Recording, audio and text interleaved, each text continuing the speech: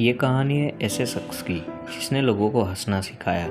शारीरिक और मानसिक रूप से कमज़ोर होने के बावजूद भी उसने लोगों के दिलों में जगह बनाई और जिसने दुनिया को ये भी सिखाया कि खुश रहने के लिए कामयाबी और शरीर के स्वास्थ्य से भी ज़्यादा ज़रूरी है हमारे मन का खुश होना। चलिए जानते हैं सिल्ट जी की कहानी। मैं हूँ आपके साथ खंडे का अक्षय और आपका स्वागत है हमारे चैनल द एक्सट्रीम फैक्ट्स में। सिल्ट जी का जन्म 10 सितंबर 1901 में अमेरिका के ब्रॉन्क्स में हुआ था। तब लोग इसे साइमन मेड के नाम से जानते थे। जन्म से ही सिल्ट जी भी किसी अन्य बच्चे की तरह ही दिखता था, लेकिन जैसे जैसे समय बीतता गया ये स्पष्ट होता गया कि सिल्ट जी मिक्रोसेफेलिस नाम की बीमारी से पीड़ित है।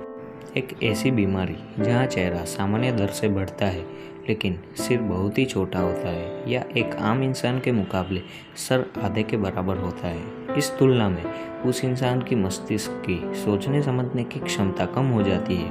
कभी कभी ये तब होता है जब बच्चा माँ के पेट में हो और बच्चे की माँ अत्यधिक शराब का सेवन करे, या फिर कोई जेनेटिक बीमारी भी हो सकती है। और सबसे दुख की बात यह है कि इसका कोई इलाज भी नहीं है। सिल्ट जी का जन्म एक अमीर परिवार में हुआ था। उसकी एक बहन भी थी, वो भी मिक्रोसेफेलिस से ही पीड़ित थी। अजीब से देखने वाले इन बच्चों के माता पिता को अपने बच्चों पर शर्म आती थी और वे उन्हें समाज से छिपा कर रखते थे। वे डरते थे कि लोग उनका मजाक बनाने लगेंगे और इसी कारण की वजह से सिल्ट जी और उसकी बहन को उनके माता पिता ने ड्रीमलैंड साइड शो सर्कस में बेच दिया था। जहाँ इन बच्चों को बहुत प्यार और केयर की ज़रूरत थी, वहाँ वो दोनों एक सर्कस का हिस्सा बन गए थे। वहीं से शुरुआत हुई इन दोनों बच्चों की ज़िंदगी की सफ़र की। सिल्ट जी एक युवा होते हुए भी उसका दिमाग एक 3 साल के छोटे बच्चे जैसा था। वो सिर्फ छोटे छोटे शब्दों को आपस में जोड़कर बोल पाता था। सर्कस में साइड शो के दौरान वो हमेशा एक लड़की के कपड़े पहनता था और उन्हीं कपड़ों में अपना प्रदर्शन करता था। अपनी मासूम हरकतों से वो लोगों को हंसाता भी था।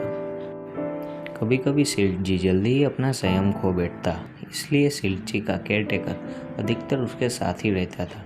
धीरे धीरे सिल्ट जी अपनी मासूमियत और अपने फनी नेचर की वजह से दर्शकों और अपने साथियों का चहेता बन गया। जो भी उसके संपर्क में आता वो उसकी सादगी और मासूमियत का दीवाना हो जाता था। सिल्ट जी सर्कस के इस कदर पॉपुलर हुआ कि उसे हॉलीवुड मूवी से भी ऑफर आने लगे और उसके बाद सिल्ट जी ने कई सारी हॉलीवुड मूवीज़ में भी काम किया। 1932 में सिल्ट जी ने फिल्म फ्रिक्स में अभिनय किया और इसी फिल्म के माध्यम से सिल्ट जी रातों रात एक सुपरस्टार बन गया। इस फिल्म में सर्कस में होने वाले प्यार और धोखे को दर्शाया गया था। इस फिल्म में कई भड़काऊ और डरावने किरदार भी थे। 1936 में सर्कस में काम करने वाले जॉर्ज सुर्तिस, जो वहाँ के चिंपांजी ट्रेनर थे, उन्होंने सिल्ट जी को गोद ले लिया। जॉर्ज ने 1965 यानी मरते दम तक सिल्ट जी का ख्याल रखा। जॉर्ज सुर्तिस की मौत के बाद जॉर्ज की बेटी ने सिल्ट जी की देखभाल करने से मना कर दिया और उसे लॉस एंजल्स के एक मेंटल हॉस्पिटल में भेज दिया। सिल्ट जी 3 साल तक मेंटल हॉस्पिटल में रहा और वहाँ वो हमेशा अपने सर्कस के प्रदर्शन को याद करता और खुश होता।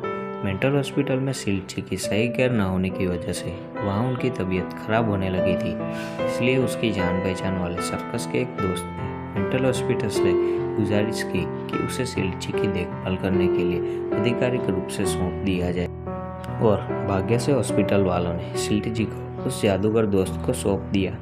बाद में सिल्ट जी ने डॉक्टर रिच नामक सर्कस में काम करना शुरू कर दिया। सिल्ट जी का इतना नाम होने के बाद भी उसका कोई अपना घर नहीं था और फिर कुछ सालों बाद सिल्ट जी लॉस एंजल्स से रिटायर हुआ। अपने रिटायरमेंट के दिन भी उसने लोगों का खूब मनोरंजन किया। सिल्ट जी अपने आसपास वाले लोगों के लिए हमेशा प्यार और मासूम था। सिल्ट जी की मिक्रोसेफेलिस बीमारी के कारण उसके दिमाग, हड्डियाँ और उसके पूरे शरीर का पूरी तरह से विकास नहीं हो पाया था और इसी बीमारी के कारण उसे दौरे भी आते थे। उसकी ये बीमारी इस हद तक बढ़ गई कि बाद में उसे सुनने और देखने में भी परेशानियां होने लगी थी। 1971 में 70 साल की उम्र में सिल्ट जी इस दुनिया को अलविदा कहकर चला गया। सिल्ट जी की मृत्यु के बाद उसे किसी अनजान कब्र के नीचे दफनाया गया, लेकिन 2007 में सिल्ट जी के एक प्रशंसक ने कहा कि सिल्ट जी को एक रिस्पेक्टेड पत्थर के नीचे दफनाया जाए ताकि लोग उसे हमेशा याद रख सके। दोस्तों, सिल्ट जी शारीरिक रूप से अधिक सक्षम न हो, परंतु कमज़ोर बिल्कुल भी नहीं था। माता पिता के शरण में न रहते हुए भी उसने कभी हार नहीं मानी और दुनिया को हंसते हुए वो अपनी अलग छाप छोड़ गया। ऐसी ही मज़ेदार और रोचक कहानियों और फैक्ट्स को सुनने के लिए हमारे चैनल द एक्सट्रीम फैक्ट्स को सब्सक्राइब करिए और आज का वीडियो को लाइक शेयर एंड कमेंट करना मत भूलिएगा।